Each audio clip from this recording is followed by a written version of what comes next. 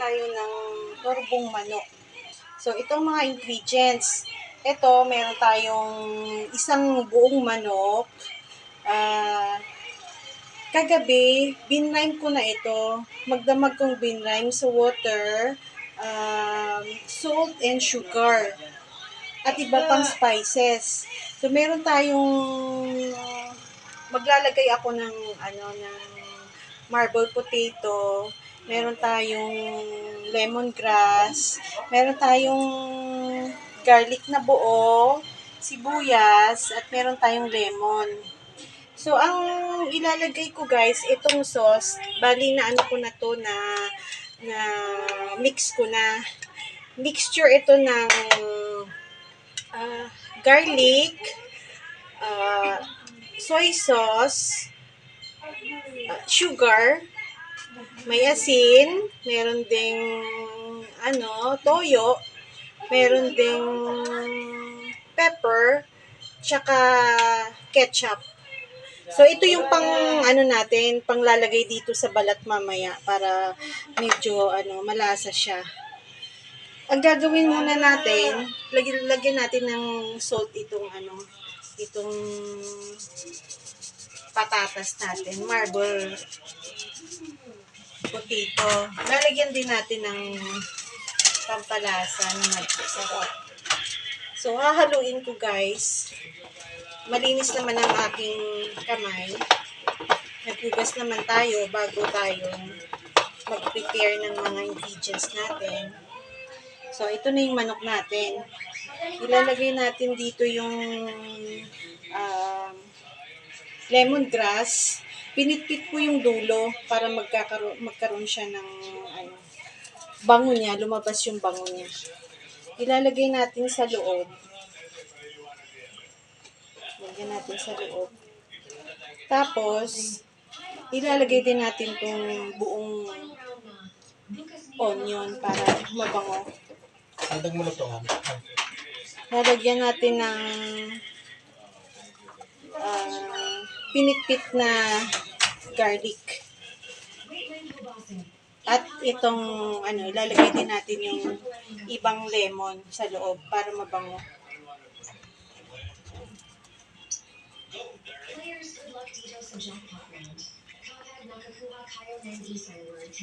So, ito guys, i-squeeze ko yung konting lemon para maano siya sa loob. Para magkaroon siya ng lasa. At isisiksik natin dun sa loob. So, maglalagay din tayo nitong pinrepare nating sauce sa loob para ang sarap sa loob tsaka sa labas. Hindi lang sa labas ang lasa, meron din sa loob. So, lalagay natin siya. Lalagyan siya ng marami sa loob. Para pag naluto, pantay yung lasa sa labas at sa loob. So, para hindi lumabas tong mga niya, lagyan natin ng ilang pirasong marble potato. Guys, sariling version ko po itong ginagawa ko ngayon. Baka yung iba din na yung nila, preference nila kung anong ilalagay nila sa loob ng manok. Pero ako, mas gusto ko yung may marble, para makain din ito mamaya. Hindi na tayo magtatahi ng guys, ng manok. So, gagawin natin, magkakat tayo dito ng maliit dito sa paa ng manok. Ganyan. Dapat matalim yung kutsilyo natin para madali natin siyang open dito. Ngayon, pag na-open na, isasara natin para ito yung protection niya para hindi matanggal yung yung palaman niya sa loob. Kaya lang, masikip, lagyan pa natin ng konting para maipasok natin yung isang paa ng kita ng manok dito.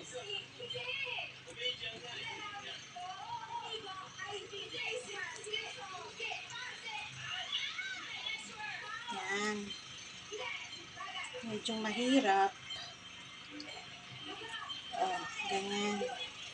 Para beautiful siya. So, itong ano naman, leeg, para maganda ang pagkaano, ilalagay din natin dito sa ano, para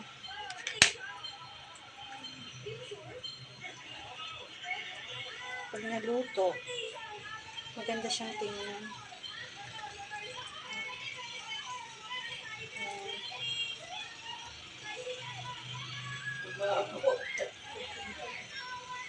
Ganyan. So, ito na.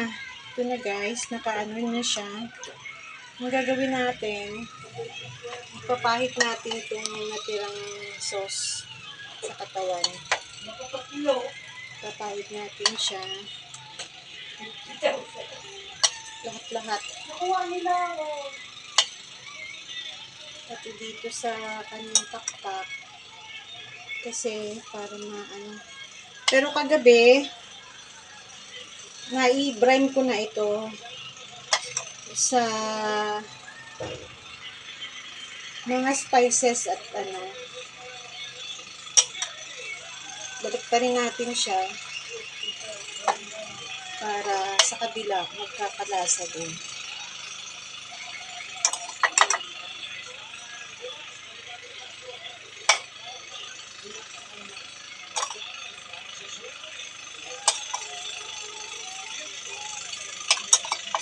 Busin natin para mas malasa. Ayan. Nahulog siya. Balik natin.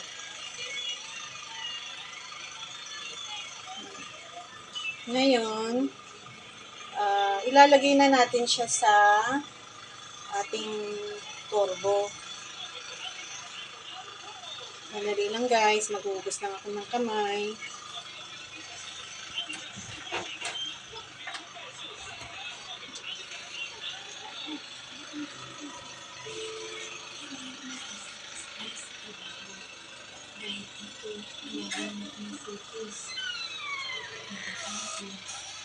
Ito na.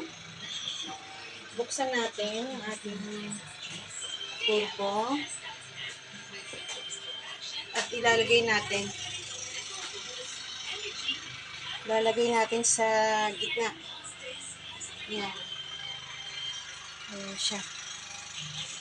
So, may natira pang mga marble. Ano na, nilagyan natin ng salt tsaka ano, pampalasa. Ilalagay natin dito sa gilid para maluto siya.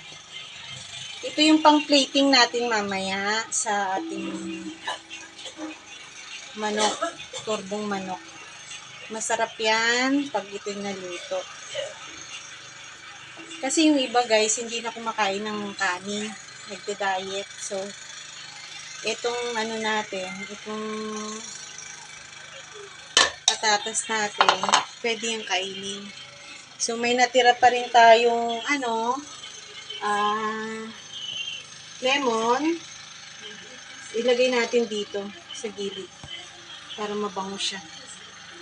I-garnish natin siya. Habang naluluto siya, may mabango. Ipit natin yung isa dito. Tsaka yung isa dito sa egg. So, simutin natin yung ano guys, yung sauce na inano natin. Ilagay natin dito lahat.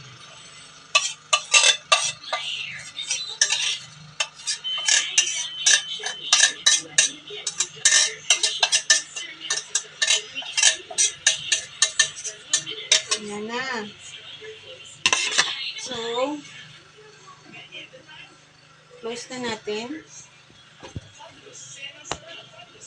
Close na natin.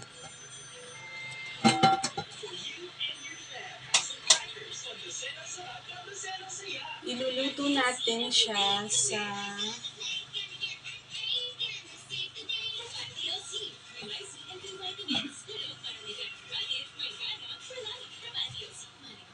250 Hindi siya nalak na. centigrade.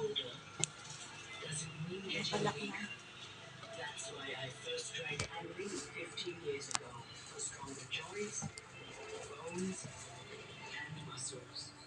Oh, ayan guys. Nandun na siya sa loob. Papakita na lang natin pag naluto na siya.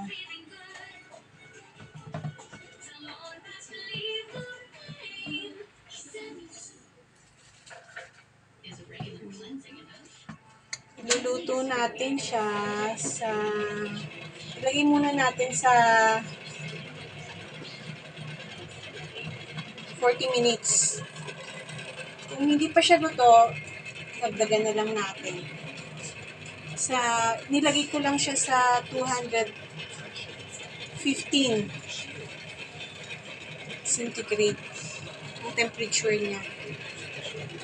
So, ayan na.